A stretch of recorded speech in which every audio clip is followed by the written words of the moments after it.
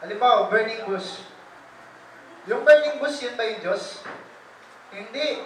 Yung anghel sa Eden, yun ba ang Diyos? Hindi. Ang Diyos, hindi mo pwedeng ilagay sa isang lugar. Hindi siya nakikita eh. So, patunay yan, si Kristo ginagamit ng Diyos as theophany. Kaya siya nagsalita ng I am. So, hindi masama, sabihin mo si Kristo, I am. The attributes of the Father, ibibigay sa anak.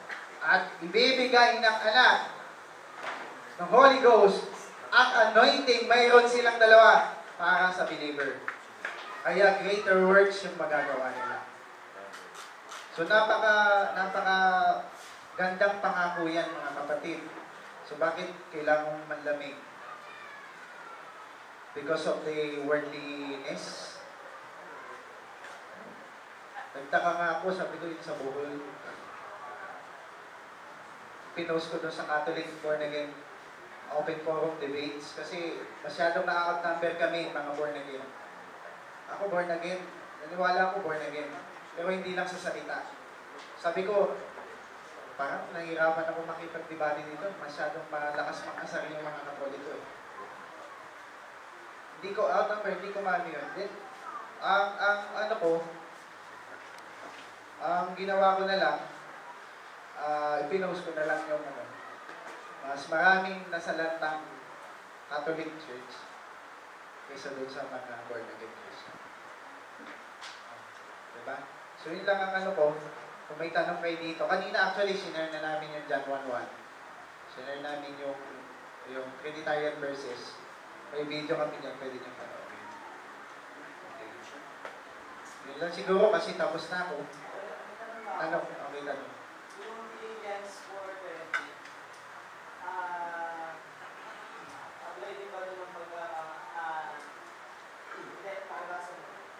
Sige, basahin.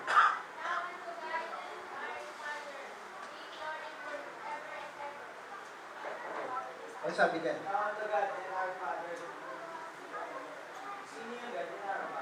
The God our Father is the Father. Hindi yan yung anak. Hindi yan yung anak. Pag sinabing God the Father is the Father, hindi yan anak, hindi yan yung... Hindi, ibig sabihin meron siyang end. Kasi na-open sa akin ito ni Pastor Marlon. Pinakita niya sa akin yung God and our Father. Ibig sabihin, separated. Ay, sino yung God? Yes. Mayroon ba? And then, niya sa akin, Logos. Logos. Yes. So, the thought of God, siya ay God na. God. Kung ano naman doon sa sinasabi mo kanina, yung God the Son, as for now, is nangyayari. Hindi nga yung biblical eh. Hindi nga yung biblical eh. Sa mga tao. Hindi walang nakalagay na gadasan sa Bible.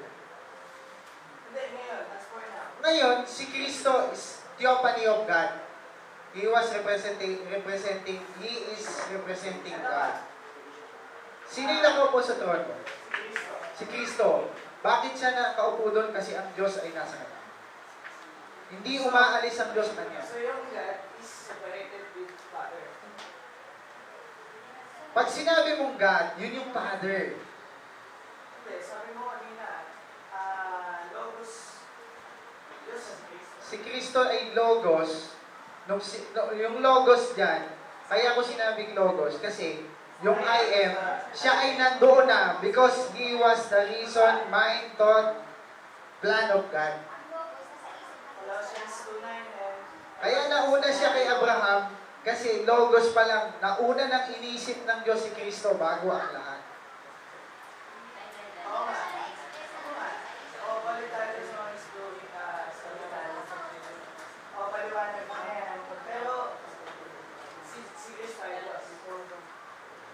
Sabi ko nga, pag itong term na to, hindi ko tatanggapin.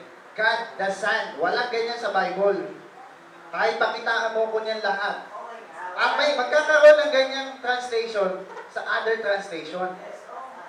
Pero, pag sinabi mong si Kristo ay form of God, mayroon yan.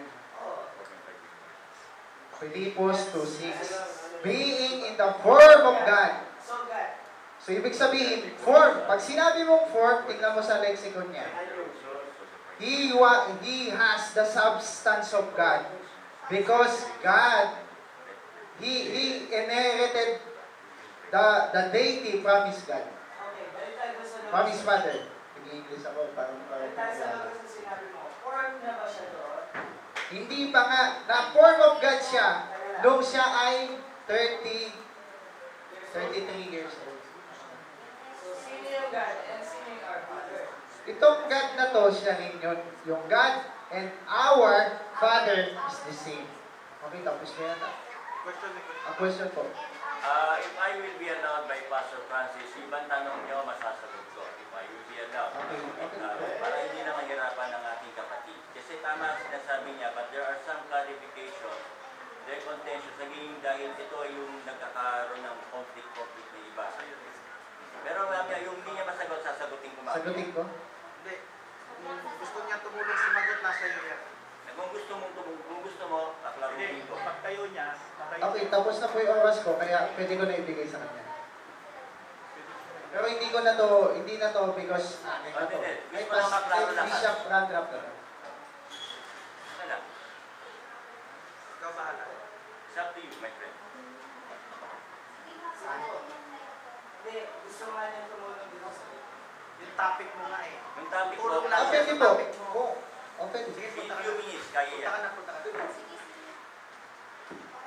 Subjective na kayo. Tama sinasabi niya in one way. Okay? Nasasabi mali. But the problem with people, God sees a part of God, people see a part of God, and takes it on. Ano